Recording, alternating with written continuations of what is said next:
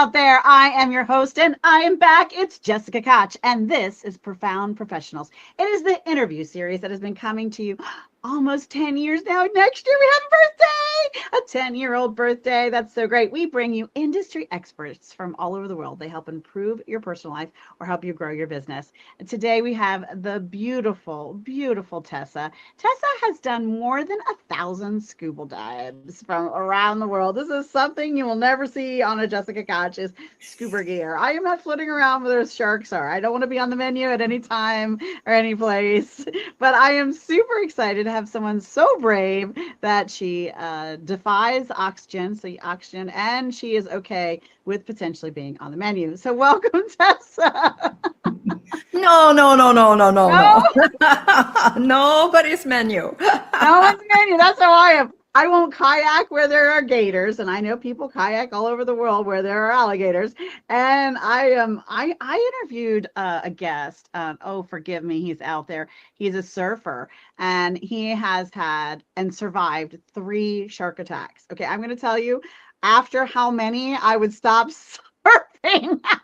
What is he doing wrong? That is too many. I know. So he has not given up his passion for his hobby, and there you have it. But scuba diving is brave and wonderful. But give us a little bit more about your journey and story here, Tessa. I would be thrilled to do that. So short version, I've been in the transformation industry since I was 16. And I just realized that not long ago, like 10 minutes ago, because I was like, I've been saying I've been doing this 25 years, so that's not true. I started when I was 16 and helping women to realize their inner beauty and to bring that out. And I had completely forgotten about it, but that is like the heart still of what I do, helping coaches bring their inner beauty out and bringing the inner beauty of others out, right, as they make their contribution in the world today. But the problem is around failure to stay in business.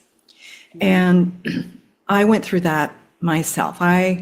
I tried so many things. I was like, what's wrong with me? I can't quite get this sales thing down. Like my discovery sessions are just, me giving and giving and giving. And people like either confused or feeling fixed and then never doing another coaching session. Like it was so mysterious. And of course, I was trying to follow other people's systems. I was trying to follow exactly what they told me, which was what I realized later, it was just one piece. There were many, many, many pieces. And so I went through a journey of paying lots and lots of money for highfalutin scripts, for highfalutin sales techniques, and it still didn't work. I had to figure out what was missing. And now I am really deeply grateful to be able to serve new coaches in the industry, to keep them in business past 2 years, which is, there's an 82% of them, it said, to be failing after 2 years. And there's even more statistics on that stuff. Like I've been digging up stuff and it's amazing, like actual studies done where it's discovered that most coaches are not even having sales conversations because they're terrified. They don't know how to do it. They just wind up overgiving. And so I'm here to help stop the crazy and to start actually serving in a bigger way without being, a bitch or a pushy car salesman. So what changed for you? What was the thing that flipped the switch to move you from no sales to sales? Something must have happened. It wasn't the magic script. So it's not one thing. I gotta say, it's a lot of missing pieces, but I had to see the bigger picture. But if there was one thing, it's really about the conversation and the space that you hold for someone to lean in and say yes. And what is happening for most coaches, especially in the beginning, even the experience was, I know they tell me all the time, oh, I still hate, sales calls, because they're not recognizing the value of the call itself.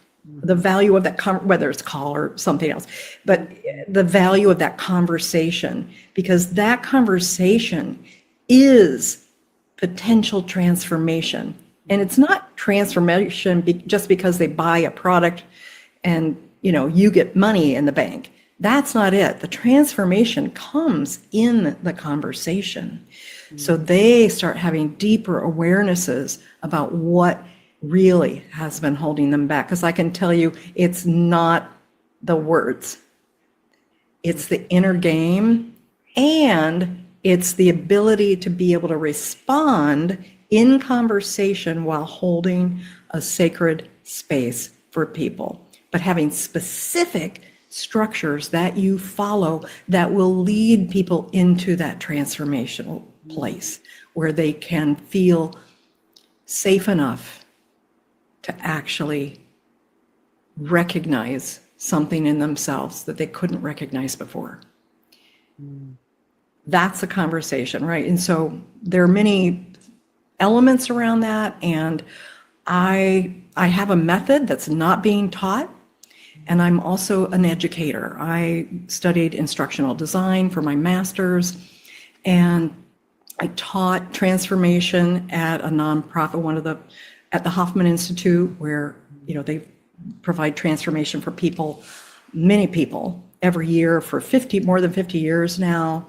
And I've had some really fortunate experiences also selling for other people and learning from the inside out like what actually works.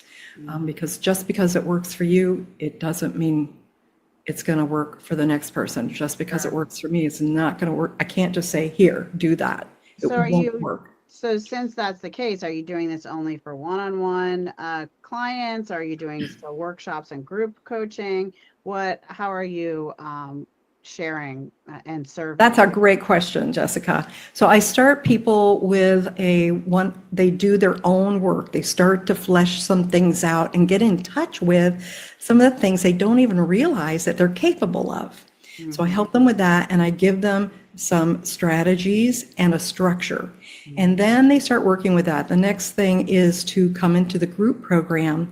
It's 5 weeks long. It's not going to take up their whole lives, where they get real time experience speaking the words, engaging with people that weren't in their coaching program, right? And to really learn and feel some of the shifts, the psychological shifts, the intuitive shifts, the things that actually happen in those conversations. Sure. And then after that, if people want to go further and they want to work one-on-one with me and help have my support developing their sales script for their custom sales script, then yes, they can do that.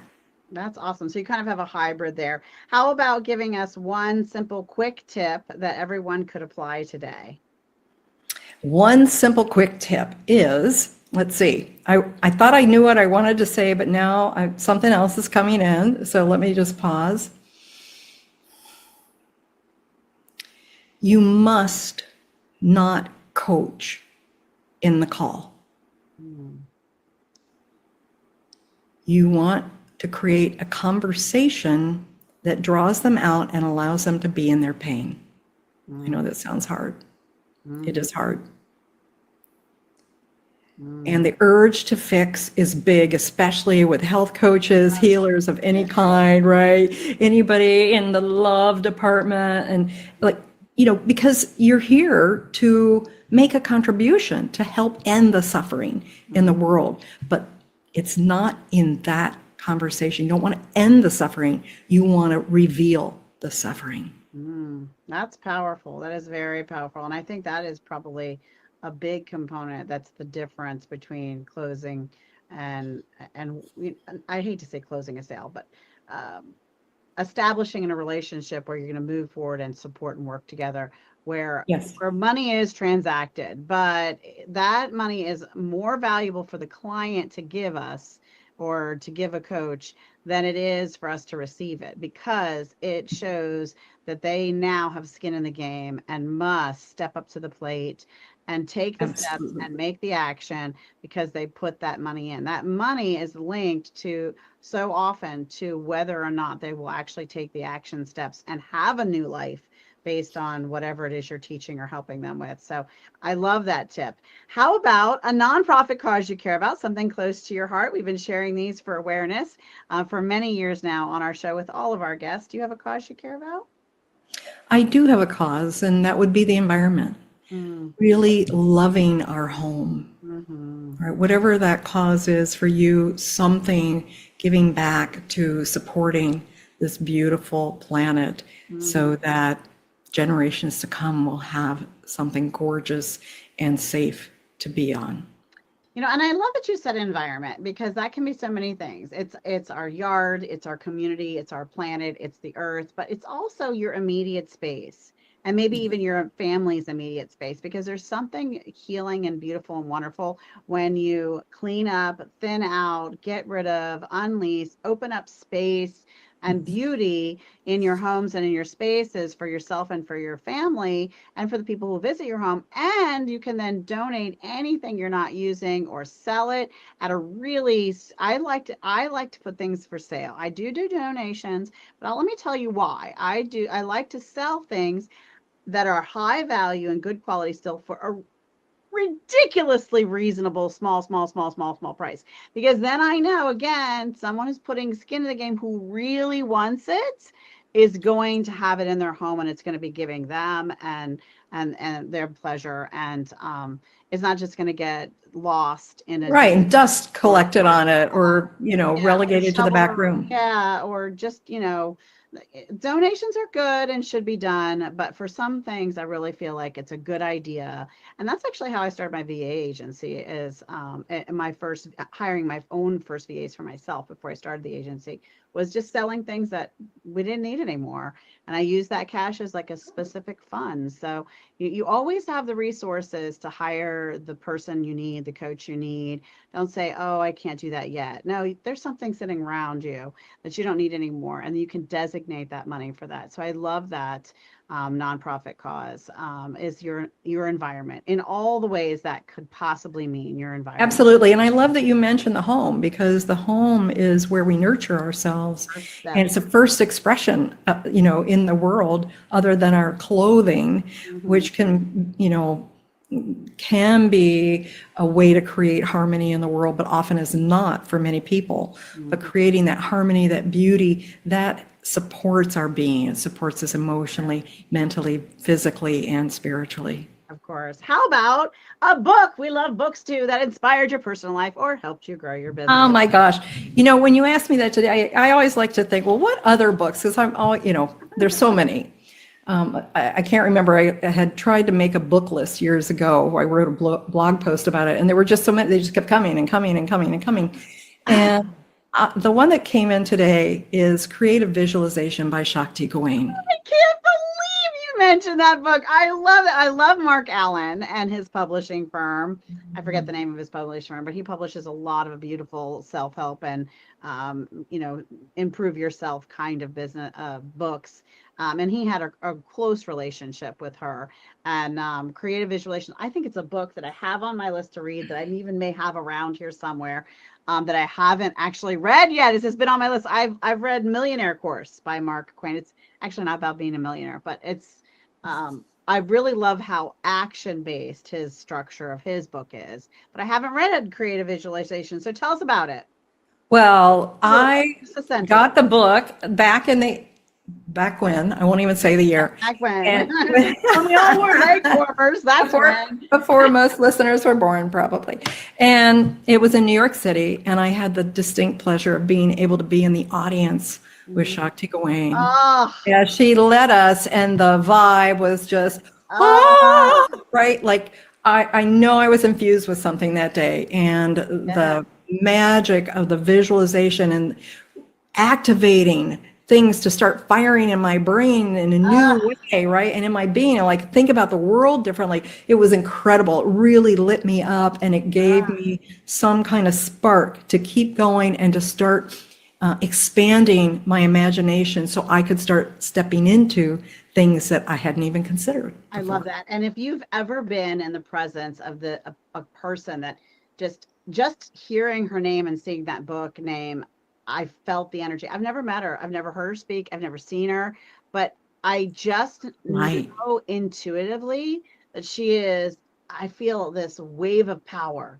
right? And if you were as lucky as Tessa to be in an audience with someone that has that energy, you can get that moment back simply by meditating. And I believe, Yes. you all can believe what you want, but I believe time can dissipate. And in a meditation, especially, time doesn't exist. Past, present, and future blend to one. It's all the quantum things, right? And when you do that, you can go back to a space and in the inspiration of visualization, visualize yourself there. Try to remember the smells and how you felt and the energy, and just soak in that wonderfulness all over again. So even though we were wearing leg warmers when you attended her event, you could go back, and we were all carrying Walkman. Yes, indeed. You can go back to that moment and soak all of that in. Thank you for sharing that book with us. I forgot about that. Now, you have some programs and things that you're putting together and building and creating. Where would they go to find something to see what's up for the latest and most up-to-date thing, whether they listen to this now or 3 years from now? What's Tessa up to? Where would they find that? You can always find me at withtessa.com. Mm. And right now I'm on Facebook, I'm on LinkedIn, I'm always on some sort of social media, but I never know if I'm going to change my mind and go another way there. But I am findable. I also have podcasts out there in the world. I had a couple of my own, and they're still out there. You can find them to listen to different topics than what we're talking about here today. But the With Tessa will be the most current, and that's where my gifts, my programs are going to be. Withtessa.com. Is that correct? That is correct. And what's the program you've got coming up that you're cooking, and you feel like giving us a sneak peek behind the curtain or share? Oh, yes. I am so excited about this because it is so different from everything that's out there in Mm, terms of sales techniques or what you need to do to sell things. sure. Yeah.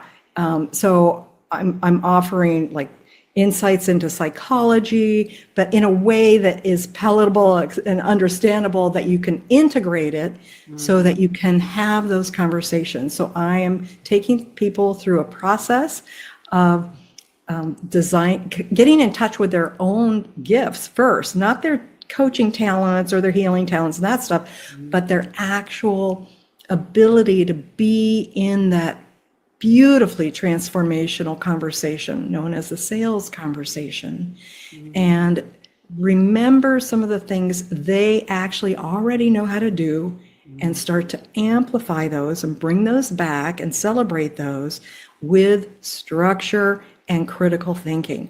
So it's going to be super accessible, super easy to get started. And then I have a 5-week program where everyone gets to be with me, of course, every week for 5 weeks. It doesn't take forever. It's short, and you get real experience in those conversations with people whom you did not know before. So, and my guidance on what's happening, and you're going to start to learn what it could be feeling like to be in that conversation, because you haven't had a baseline. You don't really know. And that's not your fault. If you haven't been having successful sales conversations, it's because you've been told you should do this one thing, and that will never cut it. You need many things, but it's not impossible. You just have to know what those things are. And I'm excited to teach this stuff. Yeah. Oh, well, check it out, withtessa.com, and find out what program is best fit for you or what she's up to now, depending on when you're watching this. It has been so lovely to interview you. I remember years ago we touched base for an interview, and I just remember you have this great intuitive energy and gift and a way to work with someone. And when you infuse that with what you're doing with sales, I think that's going to be a beautiful and powerful thing. So Thank You're you, out there. Jessica. You're welcome. I really adore you, Tessa. And if you're out there thinking, wait, I'm amazing too. I've written books. I've got programs. I could help someone with their personal life or grow their business. Well, reach out to us and our team, and we will get you booked on the show. But before we go today, Tessa, I would love for you to help close out our show with a final thought, a piece of information or inspiration as we go.